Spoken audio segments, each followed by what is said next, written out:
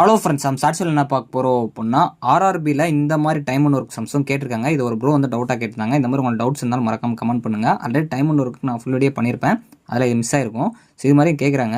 So அதான் இந்த மாதிரி 3 இதை வச்சு கேட்குறாங்க அப்படின்னாலே ஃபஸ்ட்டு வந்து எல்சிஎம் போடுங்க. அப்படின்னா தான் ஆன்சர் வந்து கரெக்டாக வரும் உங்களுக்கு.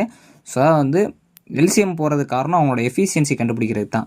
ஸோ ஃபஸ்ட்டு வந்து பார்த்தீங்க அப்படின்னா, இதோட நம்பர் பெரிய நம்பர் ஏதோ அதை தான் நம்ம எல்சிஎம் எடுப்போம். அதே ஃபஸ்ட்டு 1ஆல் பெருக்குங்க. அந்த 18ங்கிறதே போட்டிங்க அப்படின்னா அந்த 3ல் வந்து போயிடும்.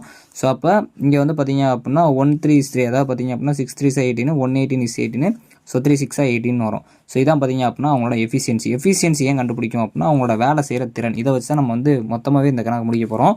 ஸோ அவர் வந்து பார்த்தீங்க அப்படின்னா ஒரு நாளில் முடிக்கிறது. பி வந்து அந்த வேலையை வந்து பார்த்தீங்க அப்படின்னா 3 நாளில், அதான் அவருடைய 3 எஃபிஷியன்சியில் முடிக்கிறாரு. ஸோ டோட்டலாக 3 பேர் சேர்ந்து 3 நாளும் கொடுத்துருக்காங்க. ஸோ அப்போ ஏவும் பியும் சேர்ந்ததோடு சேர்த்து தான் சி இருப்பார். ஆனால் சி எவ்வளோ தான் தெரில.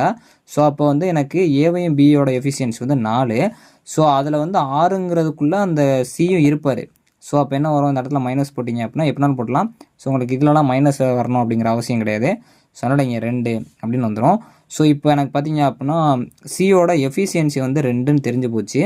ஸோ டோட்டலாக அதாவது 18 அப்படிங்கிற டோட்டல் எஃபிஷியன்சிலேருந்து அவரோட இதை வந்து நம்ம அடித்தோம் அப்படின்னா சி மட்டும் தனியாக பார்த்தீங்க அப்போ 9 நாளில் வேலை பார்த்துருப்பாரு. இப்போ ஒரு கன்ஃபியூஷன் வரலாம், ஏன் வந்து இந்த 2 வந்து இதில் அடிக்கும்ன்ட்டு.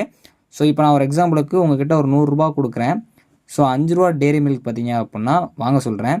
ஸோ அப்போ நீங்கள் எவ்வளோ வாங்குவீங்க அப்படின்னா, ஸோ அந்த 5 100 அதை அடிக்கிறப்போ உங்களுக்கு எவ்வளோ வரும், ஸோ 20ன்னு வரும். அப்போ நீங்கள் எவ்வளோ 20 சாக்லேட் வாங்கியிருப்பீங்க. 5 ரூபா டெய்ரி மில்க் 100 ரூபாய்க்கு வாங்குறீங்க அப்படின்னா 20 வாங்கியிருப்பீங்க அப்படின்னு கண்டுபிடிப்பீங்க.